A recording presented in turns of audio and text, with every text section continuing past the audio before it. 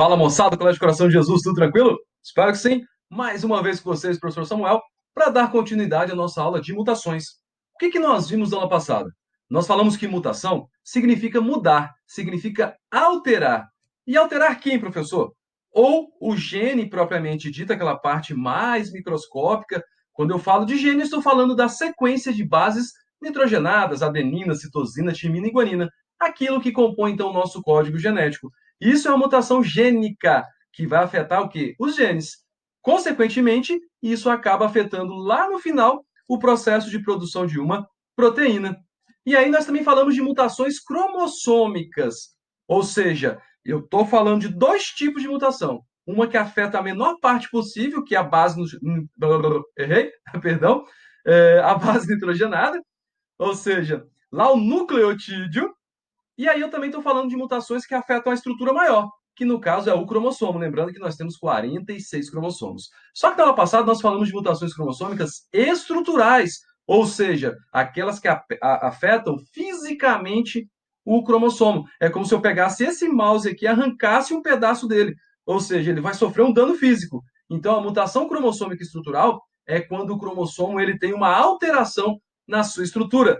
E eu havia dito também que o principal tipo é a deleção, é quando se perde pedaços cromossômicos. E aí eu comentei também que o autismo é uma doença caracterizada pela perda de um fragmento lá da parte de cima do cromossomo 7, que isso já foi identificado pelos pesquisadores. É uma área bem interessante da ciência, da biologia, da medicina, estudar essa parte de mutações e entender até como prevenir que não aconteça esse tipo de situação, ok? E na aula de hoje, nós vamos falar de mutações cromossômicas numéricas, ou seja, aquele tipo de mutação que vai afetar o quê? Vai afetar a quantidade, o número de cromossomos existentes. Lógico que essa aula de hoje, nós vamos focar muito na espécie humana.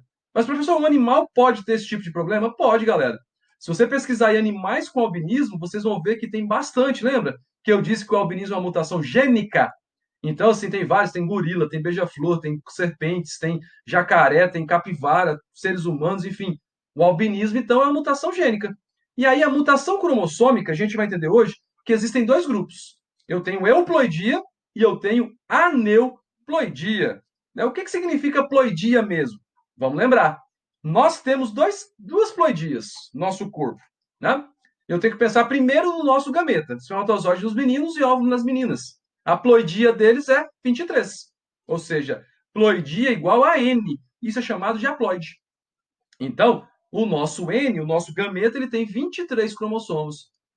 E nós, como um todo, a maioria das nossas células, qual que é a ploidia dela? Lembra? 2N. Por que 2N? 23 do espermatozoide, 23 do óvulo, 23 vezes 23, 46 cromossomos. Ou seja, isso é um organismo chamado de diploide. Então, a gente vai entender muito essa diferença entre euploidia e aneuploidia dentro dessas mutações cromossômicas chamadas de numéricas. A euploidia, então, que é o primeiro grupo, é a perda de todo um conjunto do genoma, ou seja, o indivíduo 2N perde metade, e aí ele fica o quê? Haploide, ele fica apenas com metade. Ou você acrescenta mais um conjunto. Então, a euploidia pensa sempre em conjuntos, partindo do princípio que o número básico é a metade. Então, qual que é o nosso número básico? O nosso número básico é 23. 23 mais 23, nós somos, então, 46 cromossomos. Então, nós somos chamados de diploides, que é o correto para a nossa espécie. E aí, o indivíduo haploide tem metade. Para a espécie humana, por exemplo, 23 cromossomos não tem como dar certo, isso não vai adiantar nunca, nunca vai acontecer a formação de um zigoto haploide. Ou você tem indivíduos poliploides, ou seja, que tem várias ploidias. Olha só, 3N, 4N, 5N e assim sucessivamente. Lembrando que o normal para a maioria das espécies é 2N, o indivíduo diploide, esse é o normal. Então, a euploidia é quando acontece isso. Mas, professor, toda mutação cromossômica numérica, a euploidia, ela é ruim? Não, galera. Nós vamos ver que para plantas, as plantas acham interessante ter mais de dois conjuntos cromossômicos. Isso acaba melhorando elas, facilita a adaptação delas ao ambiente que está ali impactando, está fazendo com que elas sofram a ação do quê? Da seleção natural. Beleza? E aí, o que acontece? O exemplo de haploidia mais famoso que nós temos é quando um organismo chamado de diploide, ou seja, 2N, ele origina indivíduos com metade do conjunto. Ele origina indivíduos chamados de haploides. E na biologia, a partenogênese é um exemplo muito claro disso. O que é partenogênese? Algumas fêmeas de algumas espécies, elas conseguem induzir que seus óvulos sofram o processo de divisão celular até se transformar no organismo, sem acontecer fecundação. Então, a partenogênese é reprodução sem fecundação. O óvulo, então, ele ganha ali um start, ele é ativado, ele vai se dividir, vai formar um embriãozinho, só que não existe o que? A participação de um macho no processo. As fêmeas, algumas espécies, as fêmeas têm essa capacidade. É muito comum em fungo, é muito comum em abelha, em vespa, e aí tem registros em cativeiro de um dragão de Komodo, que sofreu o processo de partenogênese, e outro de tubarão, lógico, todas fêmeas, que reproduziram pelo processo de partenogênese. No reino animal, os anfíbios são bem comuns terem esse caso aí, então, de em uma necessidade, na ausência de um macho, algumas sapas, né, algumas anfíbias, tem duas possibilidades. Ou elas induzem por partenogênese que os seus óvulos se transformem em indivíduos, em novos embriõezinhos, ou uma das fêmeas se transforma em macho temporariamente. Para quê? Para poder fecundar as outras fêmeas. Olha que coisa louca isso aí, né? Então, a partenogênese, para deixar bem claro, essa imagem mostra isso. Peguei a abelha aqui, ó. Você tem a rainha é 2N. Ela vai produzir os óvulos. E aí os óvulos são haploides, metade. O zangão, ele é haploide. Então, todo zangão de abelha, ele só tem meio conjunto cromossômico. Por quê? Porque ele foi um óvulo que se desenvolveu sem haver o processo de fecundação. Então, olha ali, ó, rainha, óvulo, o óvulo direto para o zangão. Então, o zangão, para nascer os machos, no caso das abelhas, não há necessidade de sexo, não há necessidade de fecundação. A fêmea com liberação hormonal, ela ativa, então, com que os seus óvulos acabem se transformando em machos. Agora, para ter fêmeas, para ter as operárias, que são a grande maioria, para ter outras rainhas, aí sim precisa ter o processo de fecundação.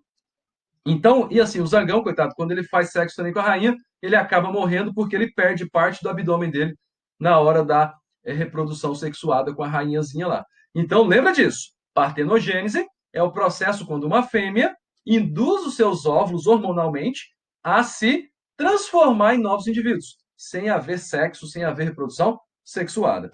Para produzir as fêmeas, não. Aí ela agora precisa encontrar um zangãozinho para eles fazerem o processo de acasalamento e aí acontecer a fecundação do óvulo pelo espermatozoide. Espero que tenha ficado claro essa ideia de partenogênese. E aí, galera, quando o genoma de uma espécie básico, né, ele é duplicado, ele é chamado de autopoliploide. E aí você pode ter gametas. Eu não estou falando de indivíduos. Eu estou falando de um gameta, por exemplo. Gameta diploide. Já imaginou se o nosso gameta tivesse 46 cromossomos? Se o espermatozoide tivesse ali 46 cromossomos e fecundasse um óvulo com 23, o que eu teria? Eu teria um indivíduo chamado de triploide, com 69 cromossomos. É como se essa criança, lógico que não vai para frente, essa criança teria todas as síndromes possíveis e inimagináveis. Ela teria 3 cromossomos de cada um. Ela teria 3 cromossomos, 1, 3, 2, 3, 3, e assim sucessivamente. Então, quando você ouvir essa palavra autopoliploide, o gameta pode ser 2N, 3N, 4N, 5N. Então, isso é complicado, né? Então, olha só essa imagem que eu trouxe para vocês. Isso aqui é um indivíduo poliploide, é um dos poucos casos que se tem registro na espécie humana de um embriãozinho 3N. Lógico que ele foi, o corpo em si já abortou esse indivíduo. Percebam que ele seria uma menina, né, gente? Olha lá. Por quê? Porque tem 3 cromossomos X. Isso aqui, galera, é chamado de cariótipo. O cariótipo ele é o conjunto de cromossomos que é montado para quê?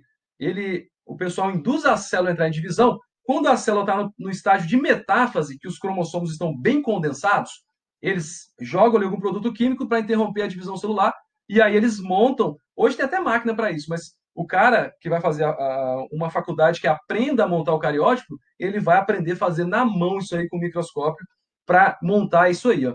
Então, isso aí é o cariótipo, seria uma menina, Por quê, professor? Olha aqui, ó. X. Não tem nenhum Y. Teria 3 cromossomos X. Era para ser uma menina, mas não foi adiante, porque nesse caso tem 3N, e para a espécie humana, 3N, se você contar, tem aí 69 cromossomos. Não dá certo. Nossa ploidia correta é 46. Nossa ploidia correta é 2N. Espero que tenha ficado bastante claro isso aí. E aí também pode existir indivíduos chamados de alopoliploides. O alto é quando vem do próprio indivíduo. Agora, o halo é quando o indivíduo, ali, o conjunto que se forma, ele tem genoma de 2 espécies ou mais diferentes. É como se eu pegasse uma planta e a planta tivesse ali 3 conjuntos cromossômicos, cada um de uma planta diferente. Então, esses alopoliploides, o pessoal tem feito muito isso na engenharia genética, com plantas, para melhorar a capacidade, produtividade. São as famosas plantas transgênicas. Então, olha só, mais um exemplo aqui. Alto poliploide, então, isso é a nível de espécie, mesma espécie. Alopoliploide, conjuntos de espécies diferentes. E aí os autopoliploides, essa formação de gametas com 2N, 3N, isso ocorre principalmente pela não disjunção dos cromossomos. O que é não disjunção? Não separação. Lá no processo de mitose e meiose, a gente lembra, nesse caso aqui, eu estou falando de gameta, eu estou falando de meiose. Então, na hora da separação dos cromossomos, é como se, em vez de separar 2 para cá, 2 para cá, vai 4 para um lado e vai 0 para o outro. Isso é a não separação dos cromossomos. Ou seja, é justamente o problema lá na falha da segregação cromossômica durante a meiose. E justamente lá na hora da separação dos cromossomos chamados de homólogos, lá na meiose 1, galera, lá na anáfase 1. Olha só essa imagem aqui. O que eu tenho? Um indivíduo que a ploidia dele é igual a 4. 2N igual a 4. Então, ele tem 4 cromossomos. Então, esse 4 cromossomos aqui ele vai duplicar, porque antes de todo e qualquer processo de divisão, ele duplica. E aí é só, meiose anormal, não disjunção. Então, para uma célula não foi nada, nenhum cromossomo, e para outra célula foram todos os cromossomos possíveis.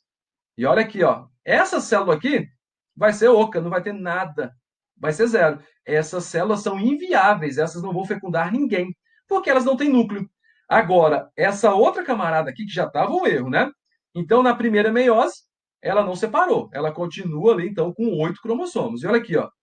E aí, 2N, 2N, ela continua com 2N. E aí, quando você fecunda 2N mais 2N, você vai ter um 4N igual a 8. Então, nesse caso aqui, é um indivíduo chamado de tetraploide. Para a espécie humana, isso é morte súbita. Para o animal, para a maioria dos animais, isso é morte súbita. Para as plantas, não. Plantas, ó, estão nem para paçoca. Quanto mais, melhor, no caso da planta. Né? Hoje em dia, a gente sabe que tem planta com 5N. Pra você ter uma ideia. Tem melancias aí, produzidas em laboratório, lógico, que são 5N. Tem 5 conjuntos cromossômicos para ser maior, ser mais doce, ser mais brilhosa, enfim, ter menos fibra. São as mudanças, é o que a gente está vendo lá nas técnicas de engenharia genética, as mudanças que são feitas em laboratório com as espécies animais e vegetais. Agora, os alopoliploides, eles são frequentes na natureza, principalmente com vegetais. Aveia, trigo, algodão, cana-de-açúcar são exemplos de grupos que se enquadram. Então, como você pega. Mas, lógico, tem que pensar que indivíduos de grupos semelhantes. Um trigo jamais vai fazer uma alopoliploidia com pé de manga. São grupos totalmente diferentes. Agora, um trigo, uma aveia, uma centeia, uma cevada, que são espécies ali do mesmo grupo, e se elas conviverem ali em conjunto, você pode acabar tendo, então, a formação desses indivíduos chamados de alopoliploides. É como se o gameta ali, o pólen da aveia, fecundasse o trigo. É como se o pólen do trigo fecundasse a cevada e por aí vai. Vocês estão vendo isso em botânica, né? Então, detonando na parte de botânica aí, na B2. E aí, o que acontece? Vocês vão lembrar dessa parte da fecundação, então, do grão de pólen, da maioria das angiospermas, lógico que eu estou falando sobre isso. E aqui um exemplo, olha só. Espécie 1, o gameta que ela forma é o A. Espécie 2 forma o gameta B. E aí pode acontecer de uma fecundação ali entre espécies que têm um grau de parentesco maior. Eu havia dito, jamais um pé de jaca vai fecundar um pé de café. Né? Nunca. O gameta masculino da jaca não vai fecundar o gameta feminino do café.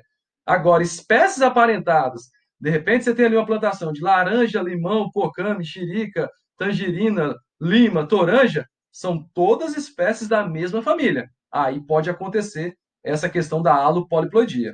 Então, ele formou ali, ó, um indivíduo AB, esse indivíduo AB forma gametas AB, e aí quando eles se juntam, então, eu vou ter um indivíduo AABB, ou seja, ele apresenta características das duas espécies ao mesmo tempo. É como se fosse uma codominância. Lembra disso, galera, lá de genética?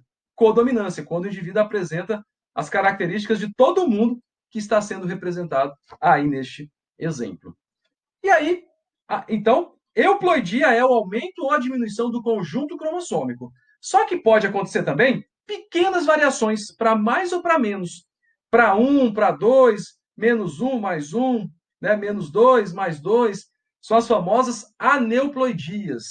Ou seja, são essas que acontecem onde?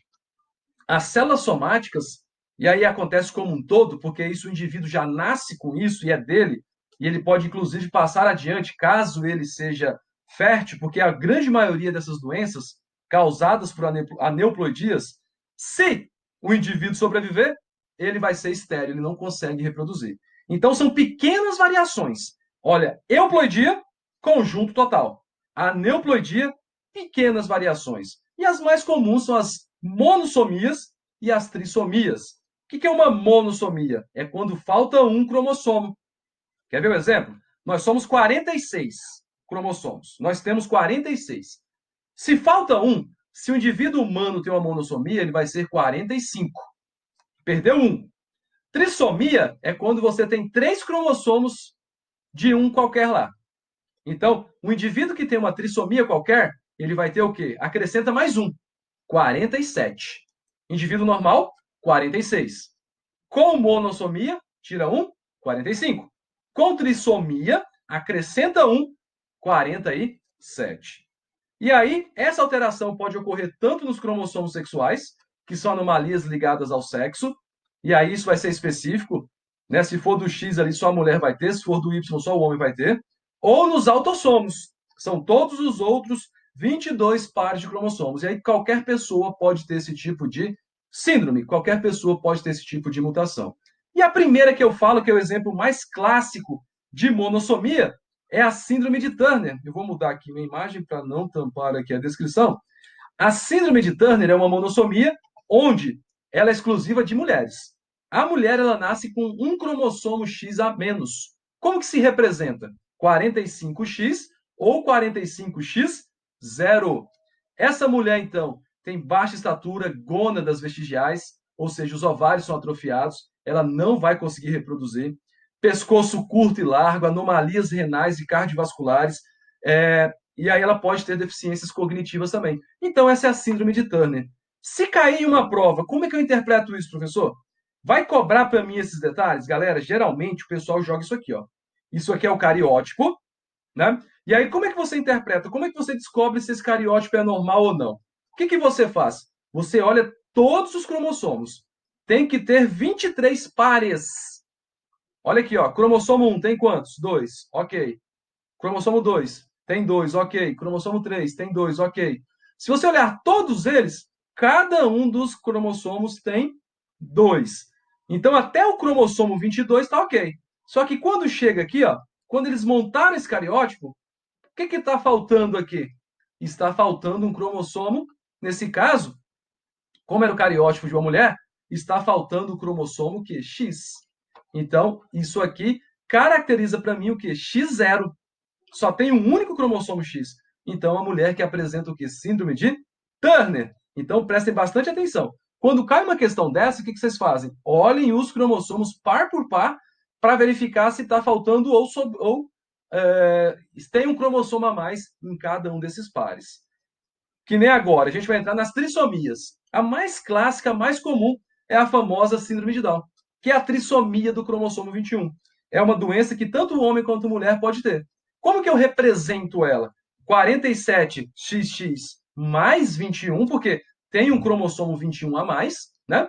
Ou 47XY mais 21. Seria um homem com síndrome de Down. Quais são as características? Cabeça pequena, face achatada, olhos com cantos externos puxados para cima, boca pequena com a língua normal. Por isso que tem até problemas a criança na hora de articular a fala, é como se a língua preenchesse todo o espaço da boca e a criança, então, não consegue falar de forma coesa, coerente, né? Nada que, dependendo da situação, é treinamento, ela pode, inclusive, falar com calma, você consegue interpretar ela bem. Dentição irregular, pescoço curto, largo, baixa estatura, e pode, inclusive, haver alterações cognitivas, ou seja, dificuldades no aprendizado. Eu, na minha vida de professor, conheci várias crianças com síndrome de Down que são muito, muito, muito inteligentes, né? São muito inteligentes mesmo. Então, não há motivo de ser preconceituoso com quem tem qualquer tipo de síndrome. Ninguém é perfeito, gente. Todo mundo tem algum defeito genético. Alguns são aparentes, outros não, né? E aí, como é que eu interpreto, então, o cariótipo de um indivíduo com Down? Olha só, você vai pegar aqui e observa. Olha todos os pares. Se a trissomia do 21, ele tem que ter 3 cromossomos 21. E tá aqui, ó. E aí eu pergunto, homem ou mulher, o que você faz? Você olha, então, lá no cromossomo sexual. Y não tem nenhum e X tem 2. Ou seja, esse aqui é um cariótipo de uma menina que apresenta síndrome de Down. Possivelmente que nem essa menina da imagem da apostila, que eu achei muito bonita essa imagem aí. Olha só que bacana essa fotografia. Beleza, gurizada? Então, ó, preconceito zero, viu, gente? Pelo amor de Deus, nada de ser preconceituoso com as pessoas diferentes. Jamais. Olha só, Edwards e a outra, que é o Patot, são duas síndromes que, infelizmente, pouquíssimos casos da Edwards sobreviveram até a adolescência. Geralmente, esse tipo de síndrome, a criança morre com 1 ano de idade. É a famosa trissomia do 18. Tanto homens quanto mulheres podem ter. 47XX mais 18 seria uma mulher, 47XY mais 18 seria um menino com síndrome de Edwards. Galera, e esses nomes, Edwards, Down, Turner, Klinefelter, Patot, são o nome dos cientistas que identificaram as doenças pela primeira vez, que descreveram a doença, ok?